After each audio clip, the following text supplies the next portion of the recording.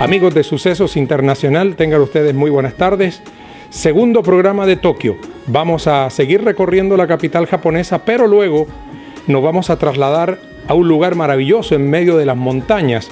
Vamos a hacer un recorrido de 150 kilómetros aproximadamente para llegar a la ciudad de Nikko, que tiene en medio de las montañas enclavados dos fascinantes santuarios. Acompáñenme a seguir recorriendo lo más hermoso de Japón.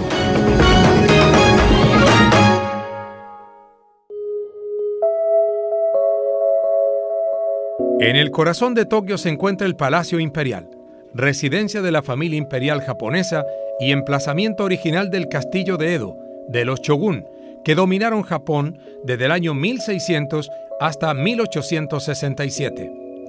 Los jardines interiores y los edificios del palacio están obviamente cerrados al público. Solamente el 23 de diciembre, cumpleaños del emperador, y el 2 de enero, con ocasión del Año Nuevo, se permite el acceso de los jardines para asistir al saludo del emperador desde el balcón de la Casa Imperial. El Palacio Imperial Kokyo está rodeado en todo su perímetro por imponentes murallas erigidas con enormes piedras y fosos donde nadan actualmente los cisnes. A los pies de las murallas se extiende la amplia explanada conocida como Jardines Exteriores y poblada por más de 2.000 pinos. La foto típica tiene como fondo Nijubachi, el puente de acceso al Palacio Imperial. El nombre tiene su origen en el antiguo puente de madera ya destruido que tenía 2 niveles. Nijubachi son en la actualidad 2 puentes adyacentes, uno de acero y el otro de piedra, conocido como Megane-bachi. La única zona abierta al público es Kokyo Higachi, Jardines del Este. Los jardines ubicados en lo que antaño fueron las defensas interiores del castillo de Edo y donde se aprecian las ruinas de la torre principal, a donde accedemos cruzando el Onmaru, las murallas que constituían el círculo principal de defensa, y Ninomaru, segundo círculo de defensa del castillo. Este es el Palacio Imperial donde vive el emperador y emperatriz. Pero antes, originalmente el edificio fue construido en el año 1603 por el shogun. Pero a partir del año 1868, la familia imperial vive aquí. Es que el primer emperador se llama Jinmu. Él era el nieto de la diosa del sol. Eso no es una historia oficial, sino es una leyenda. Él descendió del cielo en el año 660 a.C. Y desde entonces empezó la historia de la familia imperial. Desde entonces hasta ahora siempre el hijo mayor heredaba. Y el emperador actual, Akihito, él es el 125º emperador de la misma familia, misma línea. La ciudad está dividida en 23 barrios especiales denominados de esta manera porque se encuentran ubicados en pleno corazón de Tokio y cuentan con una organización administrativa independiente con sus propias autoridades políticas. Entre los barrios más importantes que visitamos, Shinjuku, Shibuya, Asakusa, Odaiba y Ginza. Shinjuku es un barrio conocido por su ambiente cosmopolita y grandes anuncios electrónicos de tiendas y centros comerciales que puede encontrar en la zona. Aunque los precios no son tan económicos como en otros lugares de Tokio, vale la pena dar un recorrido por este lugar. En esta zona se encuentra una importante estación de trenes que conecta con el Aeropuerto Internacional de Narita y otras zonas aledañas de Tokio.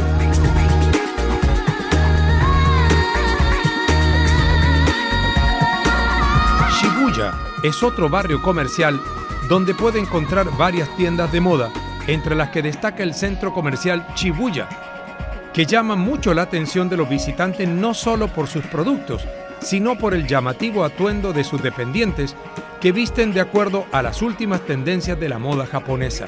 Otros lugares de interés que pueden encontrar en el barrio es la estatua de Hachiko, que fue un perro que acostumbraba a acompañar a su amo a la estación de Shibuya y que tras la muerte de su amo lo esperó por casi 10 años, acudiendo cada día al mismo lugar en el que se encontraba con su dueño. Una película en Hollywood hace relación a la historia del perro. Otra visita obligada es ir al cruce de Shibuya, donde una gran cantidad de gente cruza a la vez en cada cambio de semáforo. Un espectáculo único que se puede observar claramente desde los pisos superiores de los edificios cercanos.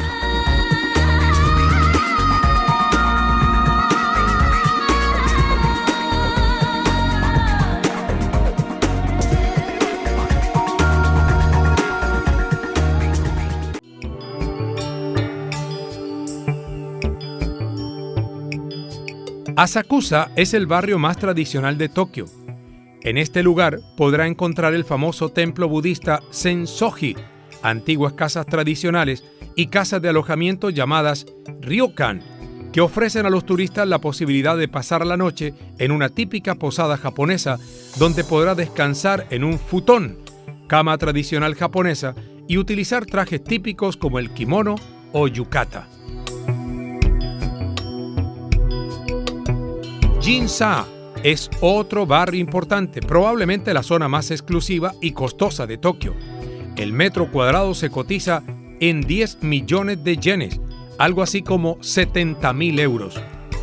El nombre de Ginza significa lugar de la plata, pues en 1612 Tokugawa estableció una casa de fabricación de moneda en el lugar. Aquí está el edificio de Sony, con una muestra de los últimos modelos de audio, video, cámaras, PlayStation. Los sábados por la tarde y domingos se convierte en zona peatonal.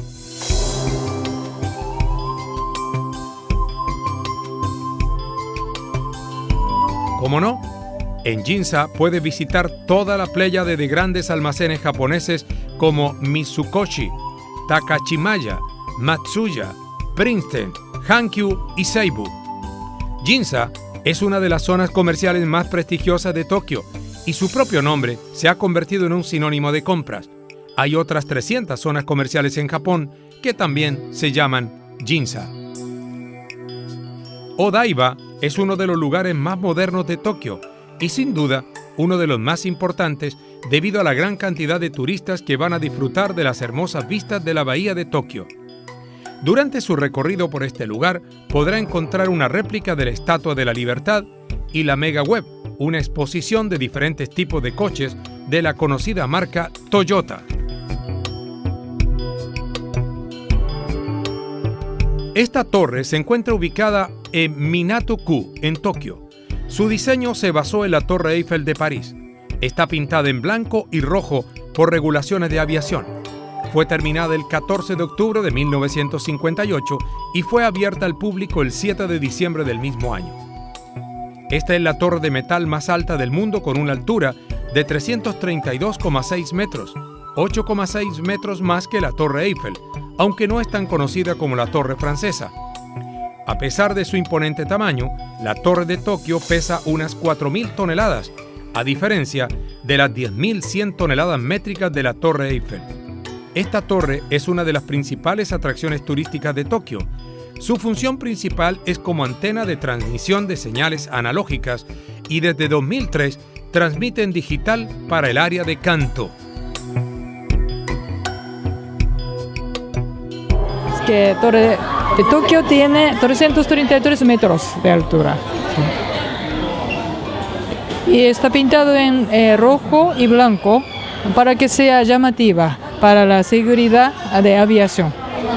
Pero hoy en día, como los edificios aquí en Tokio son cada vez más altos, esta torre no es suficiente. Por eso hace 4 años fue construida otra nueva torre de comunicación, de Torre Skytree. Está en el norte. Tiene 634 metros de altura. Entonces, la nueva es 2 veces más alta, casi, que la Torre de Tokio antigua. Hoy en día aquí está visitado por muchos turistas, como punto turístico. Está más conocida. ¿La torre la crearon como un símbolo después de la guerra? Símbolo de la reconstrucción del país. Es que en el año 1945 Japón perdió en la Segunda Guerra Mundial y todo el país se quedó destruida. Tokio también destruida, pero después de algunos años, 10 años y poco, fueron construidas esta torre de comunicación tan alta.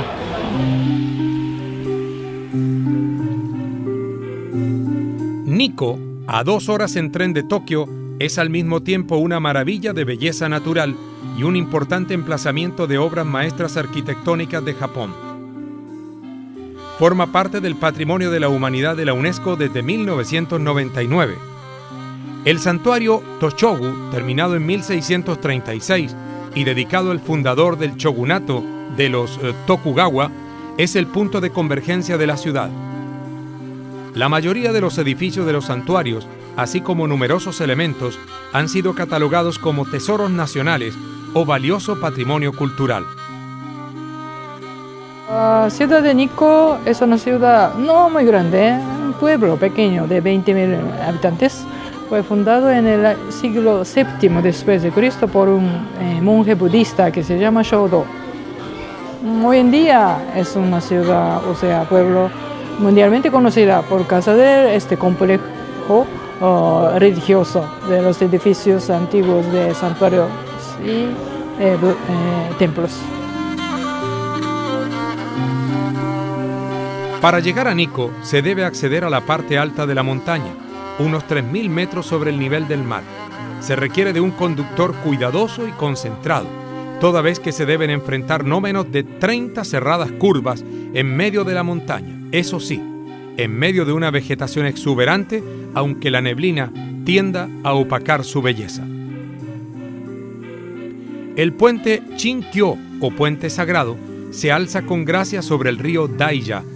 El lago Shu-shen-ji brilla especialmente a principios de mayo con la eclosión de las flores de colores de los cerezos y en octubre, cuando las hojas se ponen con sus mejores galas otoñales. Debido a la niebla, fue imposible observar la cascada Kegon, una de las más hermosas del Japón, con una caída de agua de más de 100 metros. El puente sagrado, totalmente lacado de rojo, forma un gracioso arco sobre el río Daija. Su refinamiento contrasta con la naturaleza salvaje de la garganta. La leyenda cuenta que el ermitaño que dio origen a Nikko atravesó el río a lomo de 2 serpientes, representadas hoy en día por el puente. En la época feudal, solo el emperador tenía derecho a cruzar el puente. Lleva a un parque de 16.000 cedros situado cerca de Tochogu. Construido en 1636 en memoria de Ieyasu, fundador del shogunato, este santuario es la principal atracción de Nikko. A diferencia de otros santuarios caracterizados por una arquitectura refinada, se funde con el paisaje circundante.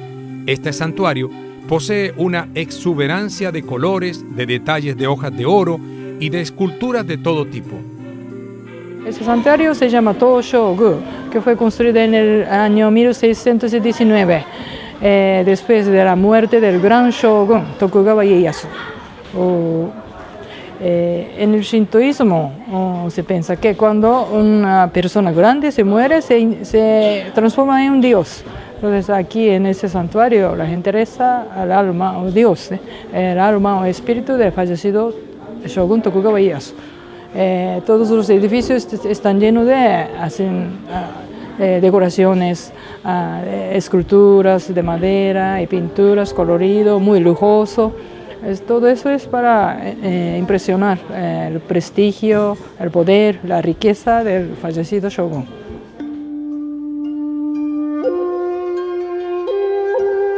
En él se encuentra la famosa escultura de los 3 monos de la sabiduría. No oigo lo que no debe ser oído, no digo lo que no debe ser dicho, y no veo lo que no debe ser visto. Dentro del santuario hay un edificio de establo. Establo está cubierto de los relieves, o sea, esculturas de madera de los monos, porque en aquella época se creía que el mono protege a caballo. Y una de las obras, hay una obra muy famosa, conocida como de los 3 monos sabios, que no hablo, no oigo, no veo. Eso significa una filosofía muy importante, muy conocida. Uno no debe estar demasiado preocupado lo que se habla, lo que se ve y lo que se oye. Lo más importante es sentir con corazón. Otra historia digna de conocer es la del gato durmiente junto a los pajaritos, que explica la tranquilidad que se vivía en el Japón durante la época del shogunato. En la entrada de las escaleras para llegar al cementerio del shogun, hay una escultura de madera del gato dormido y los pajaritos. Es una pieza sola de madera y un lado está el gato dormido. Y otro lado, dos pájaros están jugando. Eso significa que cuando el gran shogun mandaba aquí en Japón, ya no había más la guerra. Acabó la guerra y aquí en el mundo, en el país, había tanta paz. Hasta los pajaritos podían jugar sin miedo al gato.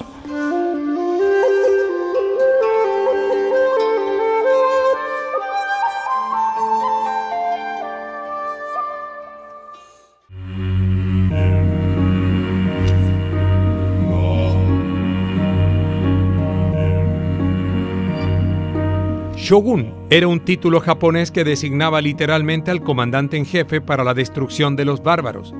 En la práctica, sus poseedores fueron los dictadores militares del Japón medieval. Las invasiones extranjeras unieron a los nipones en torno a la figura del shogun y de sus tropas, los samurái. Estos habían sido mercenarios que a partir de 1224 gozaron de un estatus legal propio derivado de los valores diarios vinculados a la vida del guerrero y a su relación con los señores feudales.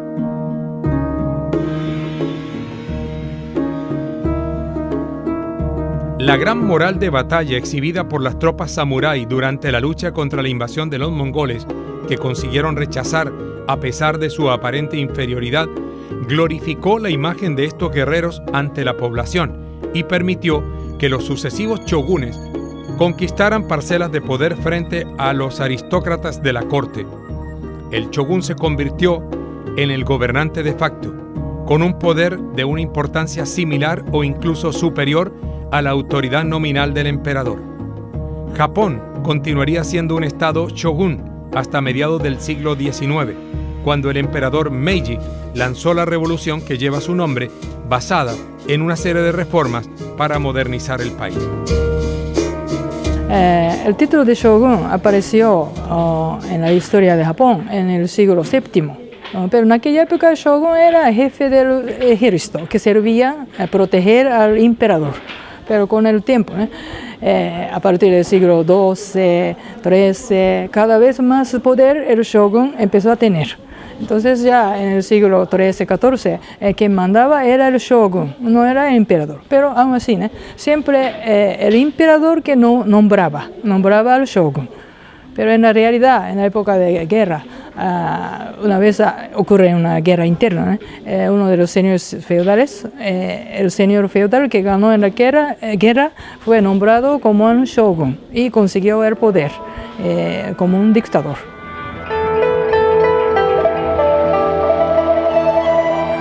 La mayoría de los edificios son considerados tesoros nacionales del país o catalogados como bienes culturales.